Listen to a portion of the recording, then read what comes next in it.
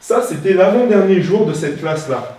Il faut savoir, ça c'est pendant une pause. C'est après une semaine de travail. Et il faut savoir que quand ils sont arrivés, ces élèves-là, ça faisait 3 ans qu'ils étaient ensemble en cours et qu'ils se détestaient tous. Et récemment, on a fait une petite expérimentation, c'est qu'on s'est mis en mode start-up dans la classe et puis on a demandé aux élèves, en début de parcours, qu'est-ce que ce serait pour vous la classe du bonheur? Ce serait quoi la classe où vous seriez bien?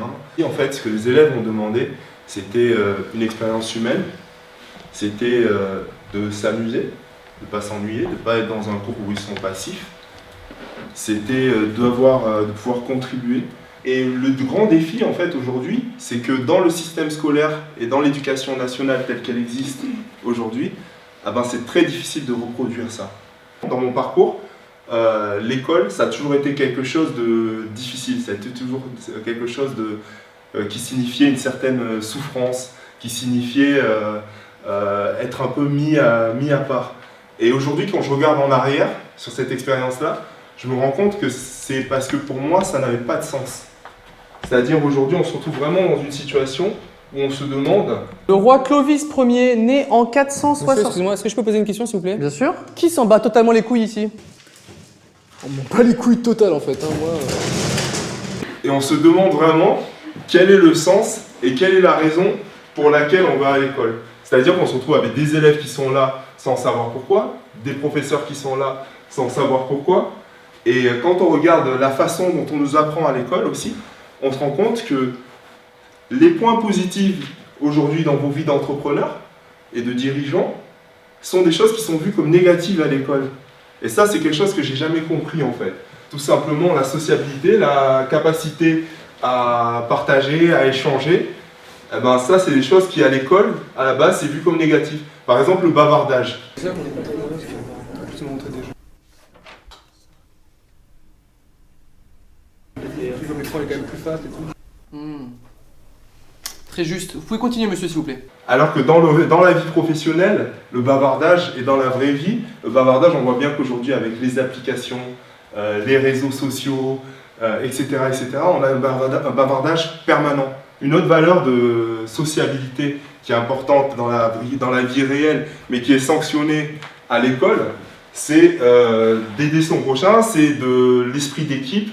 Et ça, par exemple, si on décide d'aider une personne qui est en difficulté, à l'école, ça ne marche pas. C'est chacun pour soi. Il n'y a pas cet esprit de team building. Et quand vous arrivez dans le monde professionnel, on vous dit non, mais en fait, il va falloir collaborer, il va falloir travailler en open source, etc. etc. Ensuite, un des points qui est beaucoup plus, pour moi, scandaleux, voire grave, c'est que l'école tue la créativité. On sait aujourd'hui que 95% de la créativité sur cette planète se trouve dans les enfants, dans la classe d'âge entre 0 et 5 ans. Donc qu'est-ce qui se passe après 5 ans? Ça correspond à l'entrée à l'école. C'est-à-dire que vous arrivez avec une vision et on vous apprend à écrire entre les lignes. Et pour ceux d'entre vous qui travaillent un peu dans des secteurs innovants, on sait que suivre les règles, cette discipline, etc., c'est pas de là que naît l'innovation. C'est de savoir réimaginer le monde, c'est de savoir repenser le monde, c'est de savoir créer de la valeur. Or, à l'école, c'est tout l'inverse. Quand on essaye de faire ça, on est sanctionné. C'est une dernière comparaison que je voulais faire, ça c'est à Nantes en fait. Il y a une association qui s'appelle Body Art, et eux, ce qu'ils font, c'est qu'ils se réunissent entre personnes passionnées de sport tous les jours, 3 fois par jour, et ils font du sport ensemble. Il y a vraiment une quête de sens commun.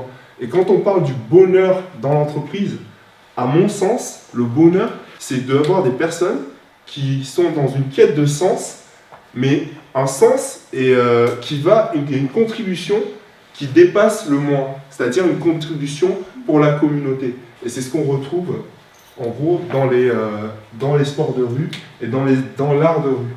Et ce qu'on a fait pendant cette semaine-là, c'est qu'on a fait de l'apprentissage par le jeu. On a beaucoup travaillé aussi sur le sens, pourquoi on est là, c'est quoi qu'on recherche. Et même par le jeu, on a fait la découverte de l'autre. C'est-à-dire cette quête de sens. Pourquoi tu es là? Qui c'est la personne en face de moi? C'est quoi ses valeurs, etc. Et ça, on l'a fait à travers le jeu. Donc pour arriver là, en fait, c'est tout un cheminement d'une semaine. C'est comme je dis toujours que c'est comme un voyage, en fait. Que l'humanité, en fait, c'est comme une odyssée. Et se connecter à l'autre, trouver ce sens commun et ce voyage commun, c'est quelque chose de magique, en fait. C'est une odyssée magique.